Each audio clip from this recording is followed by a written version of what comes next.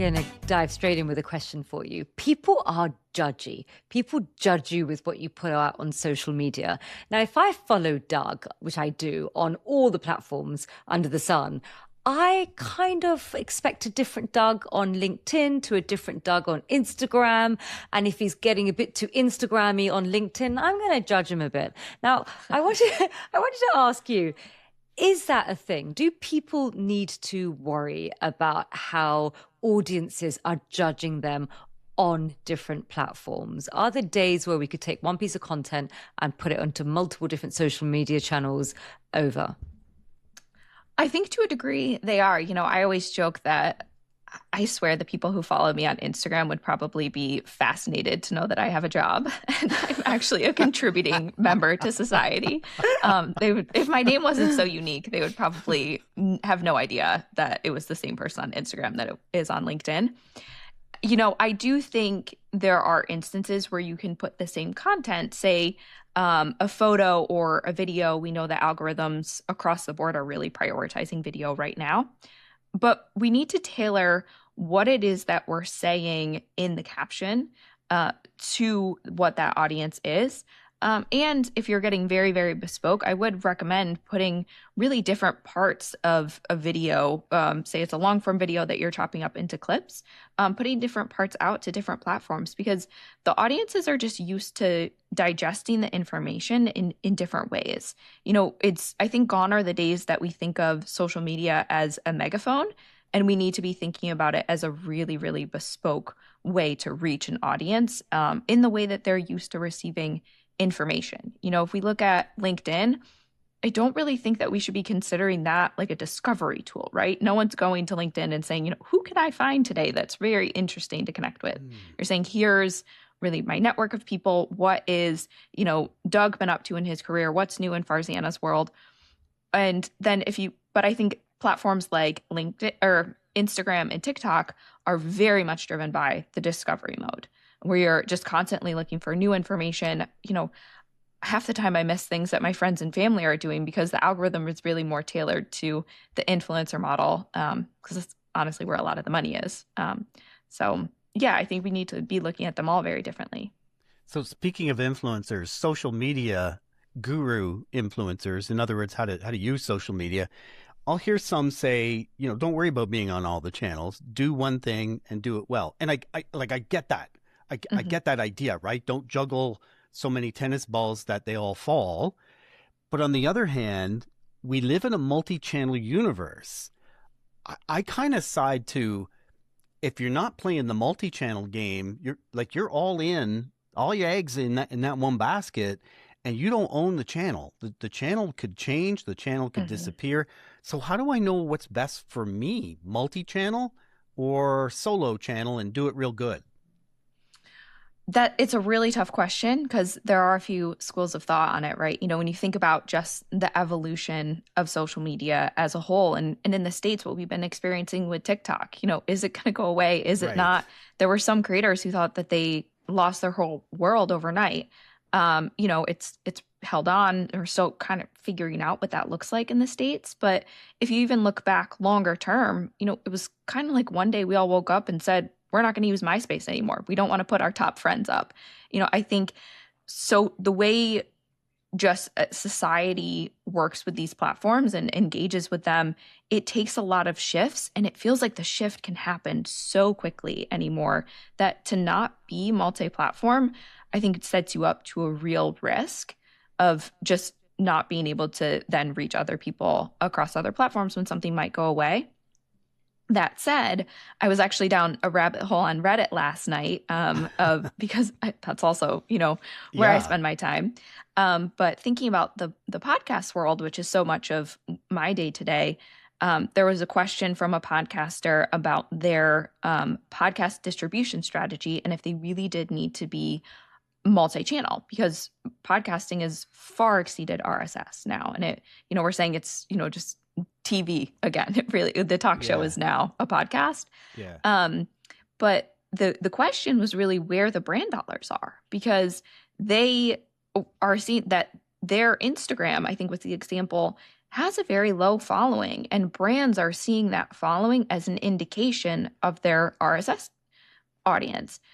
And it's night and day. Well, but tools do. Raphonic does, for one. It reads it Mhm. that way, right? And listen notes. Exactly. Yeah. Yeah. And so I think beyond that, what we're also seeing in the podcast space is for so long, media buyers were very, very siloed. They would say, hey, I can't, buy across this podcaster's Instagram just because my budget only allows me to invest in audio. So I will only be buying the podcast, but you can talk to the social media team to talk about their Instagram. And for, as an podcast industry, we're like, but you're investing in the person and their audience across all of these platforms. Now that has really changed in the last year or so. But for the creators who don't have scale across every single platform, I think now that's working to their detriment. They might have an incredible following that they've built over the last decade on podcasts, and a few people know them on social media because they hadn't invested the time there. Sure, that makes such a great point. And I think a lot of us, especially as comms people, we know that we're meant to take a piece of content and adapt it to all the different platforms. But what if you're like me, where I know that, but I just don't have the time and headspace? I've got a needy cockapoo. I've got, demanding clients. It's really tough to find the time and the headspace. And especially when you do it for a living, the last thing you want to do is spend time on your own, but you kind of know you have to, right? So do you think AI tools can actually help us in order to be able to bring those nuances in and have that headspace and that time to do it in an efficient way using AI tools? And if so, what AI tools, what hacks can you offer us? Because we kind of know we got to change it up, but we need help. Yeah, absolutely. And I feel you. I've got, like I said, I have a needy dog too. That takes up a lot of my time. But I live with AI tools now. It's just becoming almost an extension of my team. I have the paid version of ChatGPT, so it is a little bit smarter. It really remembers a lot that I do. I do make sure to really check in and say, have you lied to me recently? Just make sure it's giving me correct sources. And that everything I have is always very up to date. And the other thing that I've been playing around, actually, even for my clients, is creating a writer's room per each client, so that I can really learn to understand my client's voice, especially early on in a relationship, and then train ChatGPT to be able to replicate the voice as well. And one of my clients who I've worked with now for a few years, we've both been working on this as he wants to grow his LinkedIn presence. So we have a very open door communication style where we share the prompts that we're putting into our own chat rooms for him and our individual chat GPTs to then just help refine it through the two of us. Because what I said to him was, I can give you some bullets to throw through your chat GPT and it'll probably check out something quite different than mine. But I understand that's also not what you're paying me for. So let's refine this together because mine is so used to my voice, but I can coach it to be you. And then what I will also do, going back to multi-platform distribution, right now sounds profitable. We merged with the events company Podcast Movement in, I believe it was August of last year. So we're preparing for a massive event during South by Southwest. It'll be the first time that we are fully embedded in the South by Southwest programming, which is super fun, but is also a massive undertaking to be able to highlight all of our sponsors everywhere and all of our amazing speakers that will be coming out. So what I've been doing is asking ChatGPT based on a few notes, getting things started for the engine, saying, can you give me a recommendation to post this across X, Instagram, LinkedIn, Facebook even is a huge place for community as well still. And then refining it based on the audiences that we have there and asking it, am I using the right tags? Am I using the right hashtags? What should I put in the comments? And really challenging the AI tool to then give me answers and refine things. I see communications as almost like a dance partner. On the one hand, there's what I'm doing, but on the other hand, there's what my partner is doing. Using AI to refine my voice or be consistent with my voice, awesome. And I could even tell it the tool TikTok is different from Instagram, is different from LinkedIn. But do you find I'll put it this way. Do you find that your mood or expectations are different depending upon where you are? When I'm on X, I'm not saying I'm angrier, but my kind of might be up a little bit. And when I'm on Instagram, my impatience, stupid scroll. So I find I'm a different person on the different channels as an audience. Yeah, I think that's exactly right. On LinkedIn, we're there for work. We're there to be very professional. As Farzana was saying at the beginning of this, if you get too Instagrammy on LinkedIn, you're just going to have some judgment for it, right? So I think that's also where you really need, if you're using these AI tools, you need to be very clear of the tone that you want to hit on LinkedIn versus Instagram versus TikTok. For me, working in a space like podcasting that can be really animated and really fun, I see that as like, where does the emoji go? Which is such a simple thing, but it matters, in LinkedIn, when you first see the earliest part of the caption, and then if you put a space, basically like you just get that one line, right? So are you losing like a bunch of information in that, creating a next paragraph? So, and right now I'm thinking about, we're doing speaker announcements for the South by Southwest event. So to capture the attention in the immediate, I'm trying to start with a little microphone emoji and then speaker announcement and then tagging the person in their company. So then it'll follow with a photo or a video asset that we'll later be creating. But it just captures that attention right away rather than burying their name and sort of the fun details too far below where it does that cutoff. And then Instagram, I don't think a lot of people really actually read the captions too much anymore. I think it's, getting, again, that quick hit of attention, but making sure that the content that's posted is very strong. And then if someone does go in, making sure that you have, the hashtags and the tags that are going to get you into the proper discovery places. That's so interesting, Molly. I wanted to sort of pick on that thread of emojis, to emoji or not to emoji, that is the question. Now on LinkedIn, you want to be this serious professional, and then emojis kind of slightly make you come across as a bit sort of like a kid. But at the same time, if you just put a column of text, it just feels oppressive. And I just don't read it. Whenever I see an emoji, I will lean in more. And it's almost like it gives you this visual shortcut. Like you write speaker announcement, but then you do the sort of this, the sort of loudspeaker sort of emoji next to it. And it's, in a way, it's kind of like just helping your brain look at the picture and instantly connect it to the words, and it kind of makes your brain feel a bit more friction free. So it's making it easier to consume. So what other rules do you have on emojis?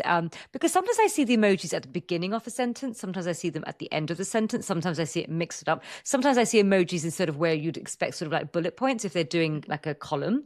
Are there such things as too many emojis, too little emojis? And what's your take on emojis on LinkedIn specifically?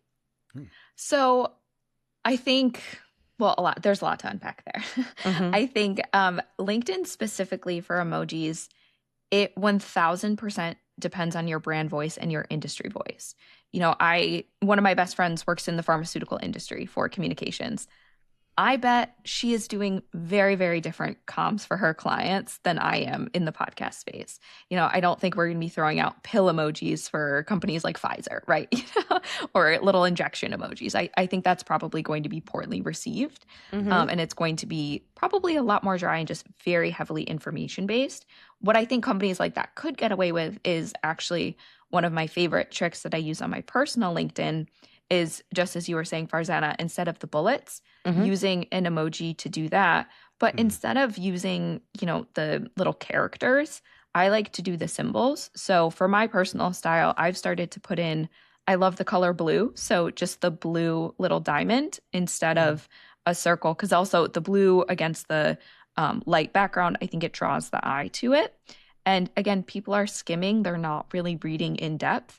So if I want them to really capture one thing, I want them to see those 3 or 4 little spots in blue. For, like I said, more animated brands that are typically in places like the entertainment space broadly, but specifically podcasting, I do think that things like emojis are just a little bit more natural to the brand voice and brand style. But with my clients, I do always remind them, what is your brand voice? What is the brand voice that you want to be? And then whether or not emojis are appropriate, I think is really based on that. And I'm sure there's something to do with left brain, right brain, and emojis force my one side of my brain to process, and words force the other side of my brain to process. When we look at, last question, when we look at audience behavior today, how much of what we're seeing is genuine preference versus algorithmic influence? If I post on YouTube, I'm playing to the algorithm. On TikTok, I'm playing to the algorithm.